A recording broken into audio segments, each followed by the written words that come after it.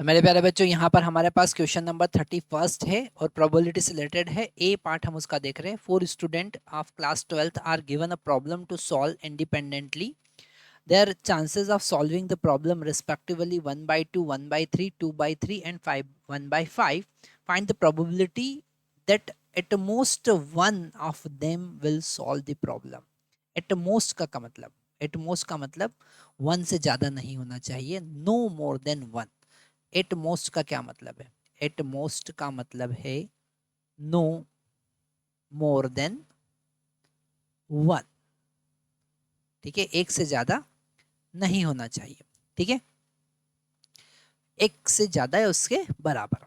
ठीक है, तो यहां पर हमको फाइंड करना है probability of event X less than equal to one. Okay, और ये फाइंड करने के लिए हम या तो प्रोबेबिलिटी जीरो हो या प्रोबेबिलिटी वन हो। मतलब प्रॉब्लम या तो कोई भी सॉल्व नहीं कर पाए या प्रॉब्लम केवल एक स्टूडेंट सॉल्व करे। तो सबसे पहले अगर हम ए की बात करें, फर्स्ट जो स्टूडेंट है वो प्रॉब्लम सॉल्व करे, उसका प्रोबेबिलिटी 1/2 है। स्टूडेंट बी प्रॉब्लम सॉल्व करे, उसका प्रोबेबिलिटी 1/3 है। स्टूडेंट सी प्रॉब्लम सॉल्व करे, उसका प्रोबेबिलिटी 2/3 है। स्टूडेंट डी जो है वो प्रॉब्लम सॉल्व करे, उसका प्रोबेबिलिटी 1/5 है। ठीक है, और अगर हमको फाइंड करना है कि कोई स्टूडेंट प्रॉब्लम सॉल्व नहीं करे और ये सारे इंडिपेंडेंट है, मतलब कि probability of A dash A solve नहीं कर पाए, probability of B dash B भी सॉल्व नहीं कर पाए, probability of C dash C भी सॉल्व नहीं कर पाए and probability of D dash D भी सॉल्व नहीं कर पाए। इन सब का मल्टीप्लिकेशन हम कर सकते हैं, क्योंकि यहाँ पर ये जो वर्ड लिखा है ना इंडिपेंडेंटली, ये हमको बता रहा है कि आपको मल्टीप्लाई करना है, इंडिपेंडेंट है। तो P0 हम यहाँ पर फाइंड कर सकते हैं कि कोई भी स्टूडेंट क्वेश्चन सॉल्व नहीं कर पाए। तो हम यहाँ पर अगर हमको यहाँ पर गिवन है PA, तो P डैश या P नॉट हम निकालेंगे 1 - 1/2, तो वो 1/2 हो जाएगा। P B डैश अगर हम निकालें तो 1 - 1/3 मतलब 2/3 हो जाएगा। P C डैश की बात करें मतलब 1 - 2/3 मतलब 1/3 हो जाएगा। और P D डैश की अगर हम बात करें तो हम हमारा स्क्रीन को थोड़ा सा छोटा कर लेते तो आपको समझ में आएगा। ठीक है, डी डैश की बात करें तो 1 - 1/5 दैट इज 4/5। तो यहाँ पर P नॉट कितना आया 1/2 इंटू 2/3 इंटू 1/3 इंटू 4/5।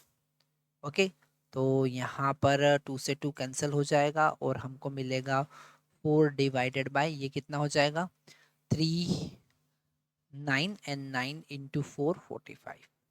ओके, तो P नॉट हमारे पास में कितना आया 4/45 या 8/90 आप लिख सकते हैं। अब हमको फाइंड करना है P that is one student can solve the problem. तो यहाँ पर वन स्टूडेंट प्रॉब्लम सॉल्व कर सके उसके लिए आपको क्या, यहाँ पर हम अलग अलग 4 केसेस लेंगे। पहला कि A can solve the problem, A solve the problem और दूसरे कोई सॉल्व नहीं कर पाए।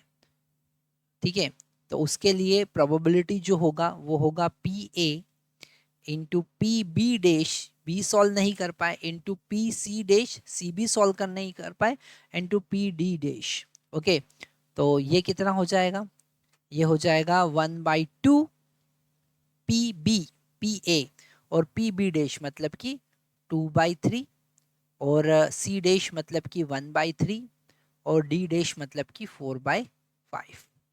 तो यहाँ 2 से 2 कैंसिल हो जाएगा, फिर से हमको यहाँ पर मिलेगा 4 डिवाइडेड बाई 45। ठीक है, फिर हम यहाँ पर कहेंगे कि B जो है वो सॉल्व कर पाए, मतलब कि हम लिखेंगे PA डैश इंटू PB, यहाँ पर डैश नहीं लगाएंगे, into PC dash into PD dash. ठीक है, तो यहाँ पर ये 1/2 और यहाँ ये था हमारे पास में बी सॉल्व कर पाए उसकी प्रोबेबिलिटी कितना है 1/3। बाकी हम सेम लिखेंगे 1/3 इंटू 4/5। तो ये 2 से कैंसिल होगा, हमको मिलेगा 2 डिवाइडेड बाई 45। ओके, अगर हम नेक्स्ट देखें कि सी सॉल्व कर सके बाकी कोई सॉल्व नहीं करे, तो हम क्या लिखेंगे, P A dash into P B dash into P C into P D dash. Okay, तो पी ए डैश कितना है 1/2, बी डैश कितना है 1/3, सॉरी हमने यहाँ पर पी बी, हाँ बी डैश कितना है, बी डैश है यहाँ पर 2/3, ठीक है 2/3, और सी कितना है, सी है यहाँ पर 2/3, और डी डैश कितना है 4/5। तो यहाँ पर ये कैंसिल होगा, हमको मिलेगा 8/45।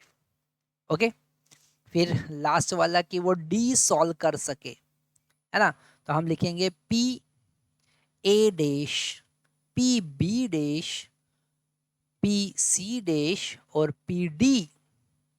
इसको सॉल्व करेंगे तो ए डैश का वैल्यू 1/2, बी डैश का वैल्यू 2/3, सी डैश का वैल्यू कितना है, सी डैश का वैल्यू 1/3 है, और पी डी का वैल्यू 1/5 है। तो हमको मिला 2 से 2 कैंसिल, 1/45।